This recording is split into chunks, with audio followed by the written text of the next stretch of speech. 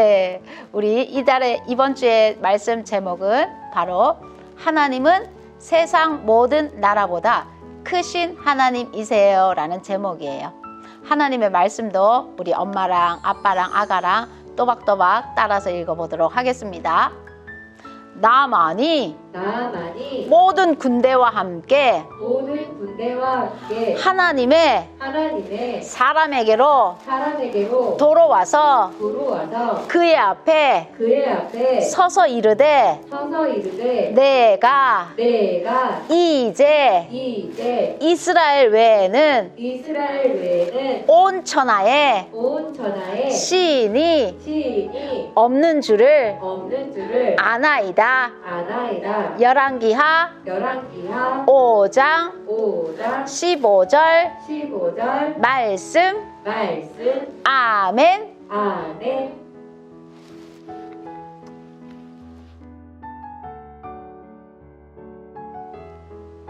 우리 부모님들에게는 거룩의 깊이라는 제목으로 잠깐 하나님 말씀 전해드리겠습니다. 네, 오늘 본문의 이야기는 아람 나라의 군대 장관 나만이 엘리사 선지자를 통해 문둥병을 고침받는 이야기로 아주 널리 알려진 이야기입니다.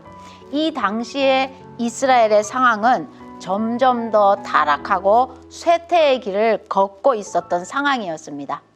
그러나 하나님께서는 하나님이 세우신 엘리사 선지자를 통해서 한 개인, 가정, 사회, 공동체, 정치, 경제 모든 영역을 넘어서서 끊임없이 하나님이 개입하시고 하나님이 살아계심을 보여주고 있었습니다. 하나님께서 살아계시고 하나님께서 개입하고 있었다라는 것을 끊임없이 보여주시면서 무조건적인 은혜를 베푸시고 계셨습니다. 왜 그랬을까요? 단지 이스라엘이라는 나라의 회복을 위해서 그렇게 하셨을까요? 아니라는 겁니다. 이 이야기를 통하여서 이 땅에 살고 있는 하나님의 백성들에게 이 모든 일들을 통해 세상 나라는 쇠하여질 것이며 하나님이 친히 다스리시는 하나님의 나라에 대한 소망을 주시기 위해서 그렇게 하였다라는 겁니다. 이스라엘 나라의 회복이 아니라 하나님 나라의 소망을 주기 위해서 하나님은 끊임없이 무조건적인 은혜를 베풀고 계셨다라는 것입니다.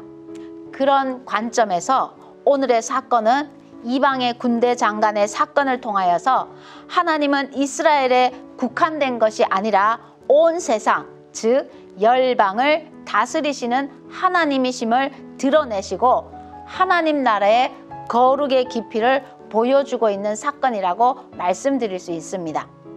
코로나19로 우리는 세상이 더 좁아졌다는 것을 알 수 있습니다.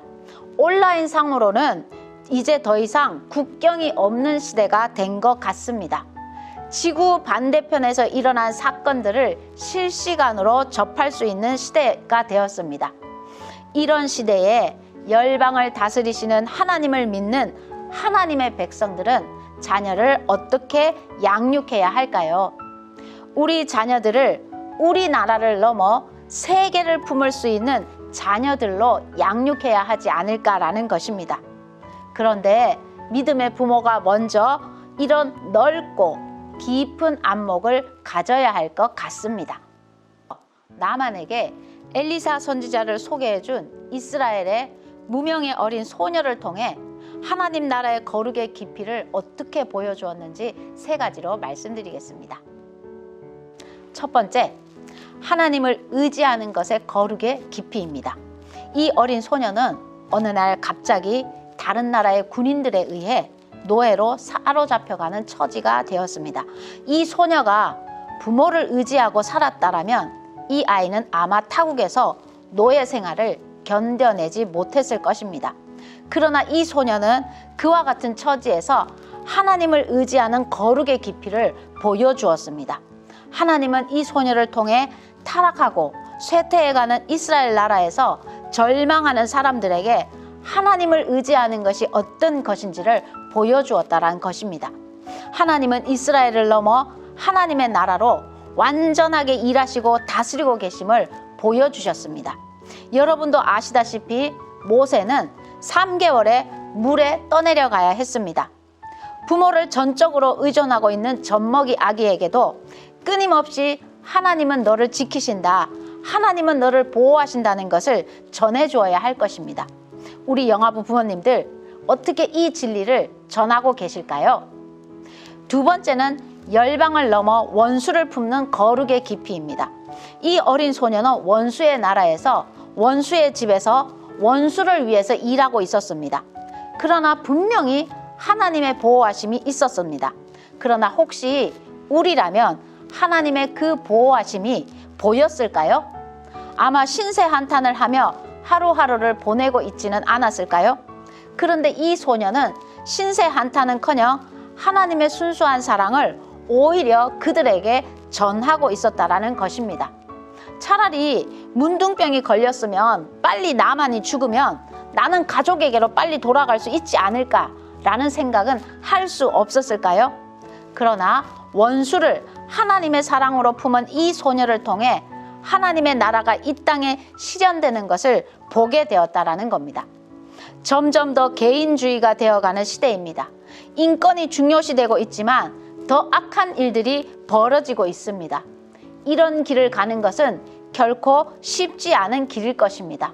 물론 하나님께서 아무에게나 이런 일을 맡기시지는 않습니다. 그러나 우리 자녀들을 하나님의 사랑으로 세상을 품을 수 있는 자녀로 양육하시기를 주의 이름으로 축복합니다. 세 번째는 하나님의 말씀의 능력을 확신하는 거룩의 깊이였습니다. 이 어린 소녀가 나만에게 단순하고 분명하고 확신에 찬 그리고 지혜로운 말 한마디를 하게 됩니다. 우리 주인이 사마리아에 계신 선지자 앞에 계셨으면 좋겠나이다. 그가 그 나병을 고치리다 라는 말 한마디였습니다. 머뭇거리지도 우물쭈물하지도 않았습니다. 조건이나 상황을 따지지도 않았습니다. 분명하고 단순한 진리를 전하였다라는 것입니다. 말씀의 능력에 저와 여러분도 이런 믿음이 있기를 소망합니다. 그리고 우리 자녀가 혹시 어려운 가운데 있다면 이 단순하고 분명하고 확실한 복음을 전해줄 수 있는 믿음의 부모 되시기를 축복합니다.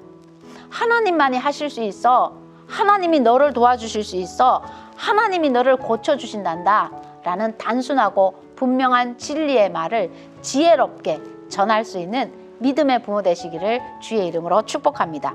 하나님은 이 어린 소녀를 통해 하나님의 나라를 세워가셨습니다. 아무것도 중요한 것은 없습니다.